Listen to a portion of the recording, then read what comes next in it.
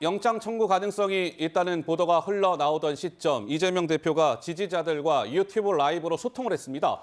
민주당 이소영 의원도 이제 등장을 했는데 이재명 대표, 이소영 의원 두 사람 간에 이런 대화가 오갔습니다. 한번 들어보시죠.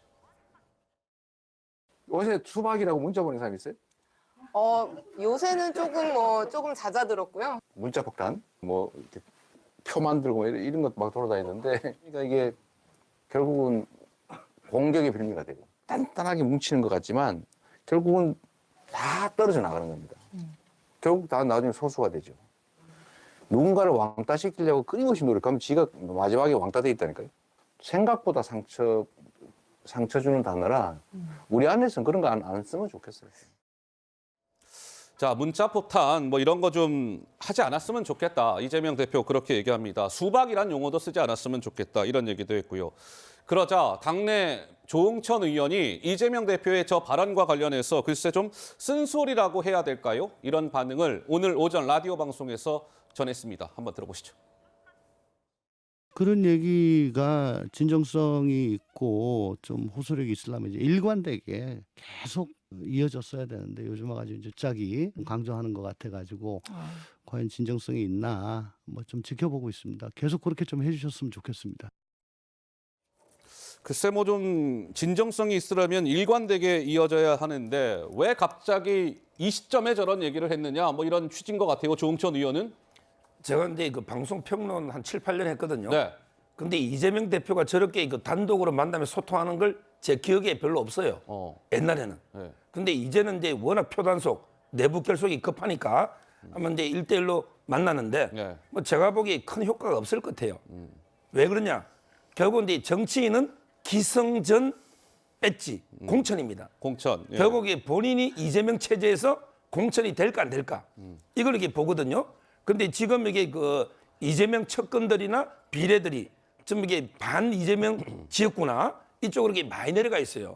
대표적으로 이제 현근택 변호사 있잖아요. 예. 이번에 이화영 변호사 했잖아요. 김용전 부원장 변호도 맡고 있어요. 예. 이분도 이게 제가 알기로 성남 중원 윤영찬 네. 이분이 반명이잖아요. 예. 이쪽으로 이게 이사를 간 걸로 출마는 될지 모르지만 예. 이렇게 알고 있고요. 그 외에도 이게 김의겸 대변인 이분은 이게 총력 장애 집회할 때도 군산에 예. 내려가 있지 않습니까? 예. 이런 식으로 이게 저는 반 이재명 의원들 지역구에 친 이재명 측근들이 다 이게 지금 결사 혈투를 벌이고 있어요.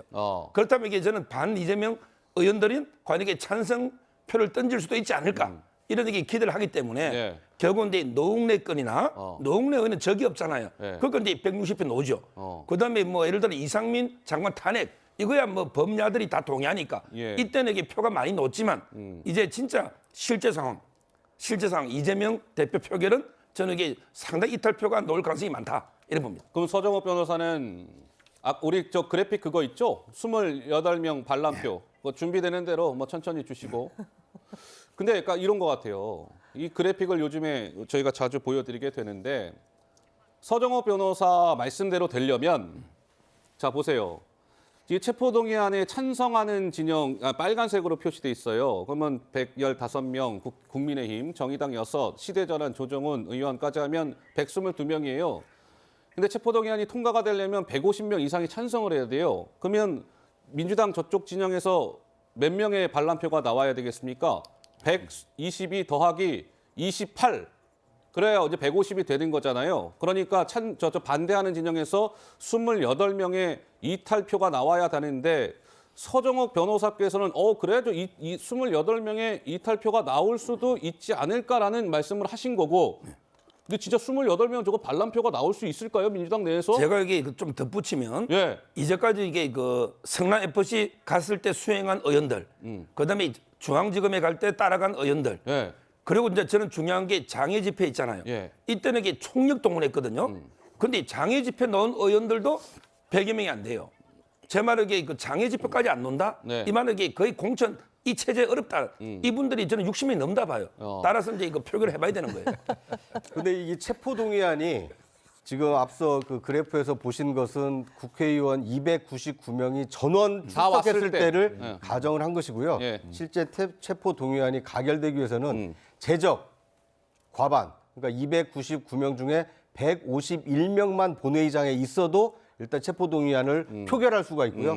재적의원의 과반이니까 151명 중에 절반인 76명만 찬성표를 던져도 가결이 되는 겁니다. 그러니까 민주당 의원은 두 가지를 선택할 수가 있습니다. 첫 번째는 본회의장에 가지 않는 소극적 찬성을 할 수가 있고요. 네. 반대로 왜냐하면 이제 뭐 지역구 행사 때문에 본회의 참석이 어렵다. 아니 근데 그 본회의 그 체포동의안 표결하는데 그 본회의장에 안 나타났다가 그러니까 그거 어떻게 감당? 그렇게 할까봐 지금 출석률, 찬성률 이걸 지금 계속 이 체크하고 있지 않습니까? 두 번째는 본회의장에 참석을 해서 실제로 이제 무기명 투표기 때문에 체포동의안에 찬성을 하는 이게 확률인데 예. 이건 적극적 찬성이라고 볼 수 있죠. 그러니까 이재명 대표로서는 두 가지 가능성이 다 있기 때문에 28명은 무조건 지켜내야 된다. 이런 절박감이 있기 때문에 예. 아마 비명계 의원들을 만나서 설득을 하고 있고 뭐 수박 이런 표현 쓰지 말자, 문자 폭탄 보내지 말자. 굉장히 적극적으로 이 뭐랄까요 민주당 의원들의 마음 환심을 사기 위해서 노력하고 있다 이렇게 볼 수 있을 것 같습니다. 알겠습니다. 자, 체포동의안 본회의 표결이 아마 2말 3초 정도에 붙여질 것 같아요. 표결이 2월 말, 2월 28일 아니면 3월 초 정도에는 체포동의안이 표결에 붙여질 것 같고 그 결과는 뭐 모르겠습니다. 어떻게 나올지.